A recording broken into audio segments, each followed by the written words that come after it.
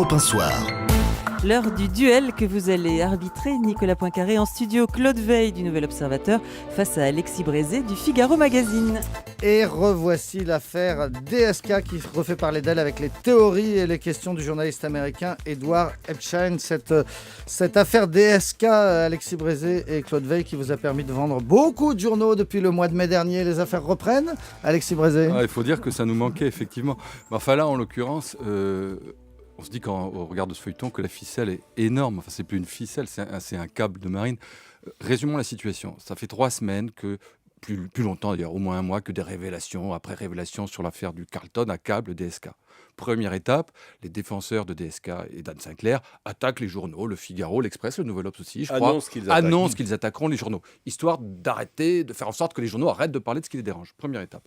Deuxième étape, arrive, comme par miracle, l'enquête providentielle d'un journaliste américain qui nous fait un scénario digne de Mission Impossible sur la foi d'une seule source, puisqu'il dit lui-même, j'ai eu qu'une seule source, qui n'est pas Nafissatou Diallo, qui n'est pas le bureau du procureur, donc on croit comprendre que c'est les avocats de la défense de DSK, et qui vient donc nous expliquer qu'il n'a aucune preuve de rien, mais qui au fond de lui, il est convaincu qu'on a voulu faire capoter la candidature présidentielle de DSK. Et là-dessus, derrière, les avocats de DSK disaient, oui, il y a une entreprise délibérée pour plomber DSK.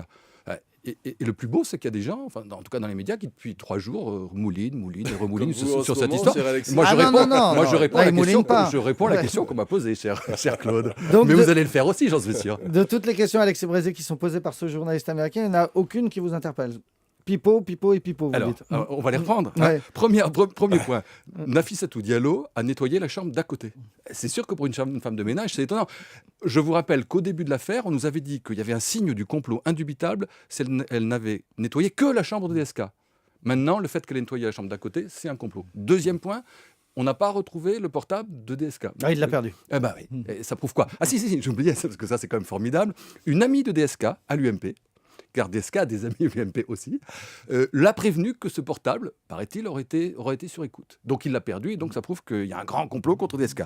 Et le troisième point, alors là c'est le plus beau du plus beau, c'est la fameuse vidéo de la danse de fête entre le responsable technique de l'hôtel et un gars qu'on ne connaît pas, muet, c'est une vidéo muette, dont le journaliste en question, Epstein, nous dit que c'est une danse de fête qui, évidemment, est destinée à fêter l'arrestation de DSK. Ça va de soi, parce qu'ils ne peuvent fêter que ça. Donc, vous avez répondu à ma question, Pipo et Pipo. Claude Veil. Il est très fort parce qu'il sait exactement ce qui s'est passé dans la suite de 28-06. Mais vous croyez au complot? Mais moi, non, je ne crois pas au complot. Moi, je suis comme vous, et excusez-moi de vous le rappeler, je ne sais pas ce qui s'est passé dans la chambre, et j'ai toujours commencé toutes mes interventions sur toutes les radios, télé, ou récemment dans un colloque sur le sujet, en disant... Soyons précis, je ne sais pas. Sur le sujet de... Il y a eu même un colloque organisé par le CNRS. Ah ouais. Je ne sais pas ce qu'il s'est passé dans la chambre 2806, et l'immense majorité des gens qui parlent sont dans le même état que moi, parce qu'il n'y en a que 2 qui savent vraiment ce qui s'est passé à ma connaissance. C'est Dominique Strauss-Kahn et Nafissatou Diallo. Mais le journaliste ne parle pas de ce qui s'est passé dans la chambre. Pour le reste, donc il y a une zone d'ombre. Epstein pointe 3 zones d'ombre, il y en a bien plein d'autres, puisque l'affaire n'a pas été jugée, puisqu'il y a eu une accusation, que cette accusation a été abandonnée par le parquet de New York, et que donc l'affaire, la matérialité des faits reste assez mystérieuse, quel que soit le scénario auquel on porte crédit. Au fond, nous sommes guidés dans cette affaire par des intuitions, des impressions, des convictions, mais il n'y a pas de smoking guns, comme les Américains.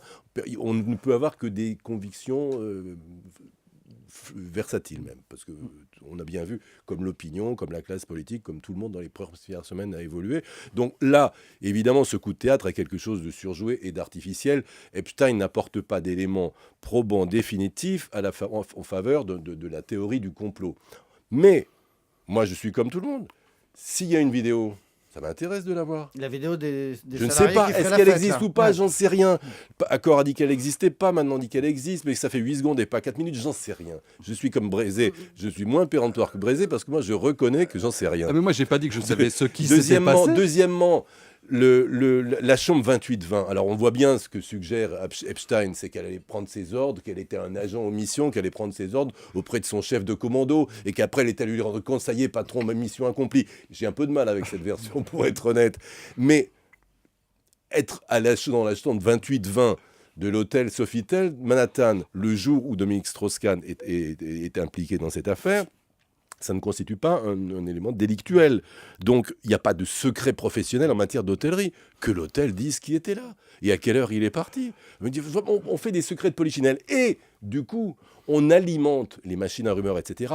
C'est une loi historique immuable. Dès l'instant qu'il y a un mystère, comme sur le masque de fer et tant d'autres histoires, la famille Romanov et tout ça, dès qu'il y a un mystère, vous ne pourrez pas empêcher les imaginations de galoper, les amateurs de théorie de bâtir des châteaux en Espagne. C'est la nature humaine. Oui, enfin bon, vous n'y croyez pas vous-même. Je ne sais pas, j'en sais rien. Je ne sais pas ce qui s'est passé dans la chambre 2806. Mais le journaliste non plus, en l'occurrence, parce qu'à aucun moment il parle de ce qui s'est passé, il parle de ce qui se serait passé autour, avant ou après, mais jamais ce qui s'est passé. Ça l'intéresse pas.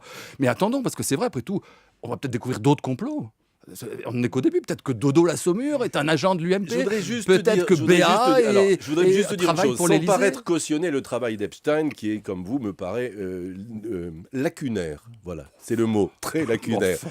Il a une source, qui est les avocats. Je voudrais quand même faire une distinction entre ce qu'on appelle la théorie du complot et le complot, qui sont deux notions totalement différentes. Alors, la théorie du complot est une vision paranoïaque de l'histoire, qui consiste à penser que derrière tout événement, il y a une conjuration secrète, une main noire qui manipule l'événement. La théorie du complot est une construction paranoïaque qui, dans des circonstances historiques particulières, prolifère avec une facilité déconcertante. En revanche, excusez-moi, les complots, ça existe. Il y a eu des complots dans l'histoire. Je ne dis pas que nous sommes en présence d'un complot, mais on ne peut pas écarter à 100% sans discussion l'hypothèse d'un complot. Il y a la théorie du complot et la pratique du complot. Il se trouve justement que M. Epstein est un expert en pratique du complot, ou en théorie, je ne sais pas. Si j'ai bien compris, le reste de son œuvre ne plaide pas pour lui. Je vous le conseille. Il est spécialiste des affaires non résolues. Il a fait évidemment l'attentat de Kennedy, le 11 septembre, dans lequel il dit que ce n'est pas absolument clair à 100% que ce soit Ben Laden. Bon, très bien. Bon, mais moi, je pense que nous allons encore voir beaucoup d'autres complots dans cette affaire. Histoires, bien sûr. Alors maintenant, trêve de plaisanterie. À qui profiterait ce complot ? À qui ? À Nicolas Sarkozy ? Parce que c'est bien ça que veut essayer de nous faire dire M. Epstein. Mais réfléchissons 2 secondes. Nicolas Sarkozy avait sous le coude tous les éléments de l'affaire du Carlton. Investigation qui dure depuis 1 an et demi. Il avait les écoutes, les SMS, enfin tout ce qu'on nous raconte. Dès le 14 mai ? Évidemment. Ouais. Évidemment, l'enquête, elle est très longue. Et tout le monde le sait. Les socialistes eux-mêmes disent merci Nafissatou Diallo. Grâce à ça, notre candidat n'a pas explosé en plein vol. Alexis, donc Sarkozy n'avait pas intérêt. Alors attendez, je finis. Ouais. Qui d'autre ? Les Russes, les Chinois, je ne sais pas qui encore. Encore une fois, je ne veux... DSK partait un mois après. Oui, c'est comme dans les romans d'Agatha Christie. Il y avait beaucoup de gens qui avaient intérêt à se débarrasser. Personne n'avait intérêt. Personne, et vous le savez. Quand je disais qu'il reste dans mon esprit une toute petite chance, je ne souscris pas au scénario Epstein, qui me paraît très fragile, mais après tout, ça mérite d'être creusé. Mais s'il y avait complot, si par extraordinaire il y avait complot, vous savez bien que dans l'histoire, c'est pas comme ça que ça se passe. C'est pas Nicolas Sarkozy dans son bureau qui a dit trouvez-moi.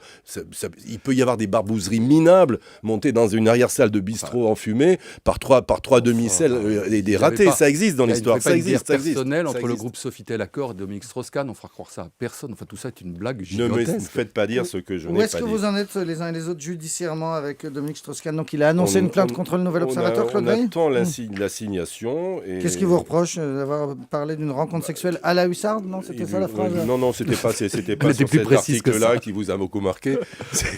C'était tout simplement sur notre couverture de la semaine dernière. Et je pense qu'ils vont plaider, mais je n'ai pas l'assignation, qu'ils vont plaider l'atteinte à la vie privée, ce qui pose un problème en effet politique, social intéressant. Est-ce que les journaux, dans une affaire comme ça, où se situe la limite de ce qu'on a le droit de dire ? C'est un vrai débat que nous devons avoir entre nous. D'ailleurs, nous, on considérait qu'il n'y avait pas d'atteinte à la vie privée parce que l'affaire avait une dimension d'information qu'il était légitime de porter ces informations à la connaissance du public.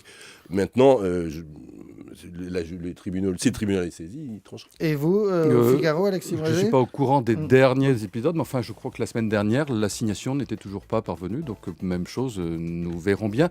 Dernier élément dont on n'a pas parlé, c'est qu'il y a une procédure civile aux États-Unis et qu'évidemment, la théorie du complot est destinée à faire pression et à peser pour continuer de décrédibiliser Nafissatou Diallo, parce qu'il y a des millions de dollars qui sont en jeu dans cette histoire. Si on cherche une utilité de la théorie du complot, elle est là et pas ailleurs. Merci beaucoup Alexis Brézé, directeur de la rédaction du Figaro Magazine, et Claude Veil du Nouvel Observateur. Dans un instant...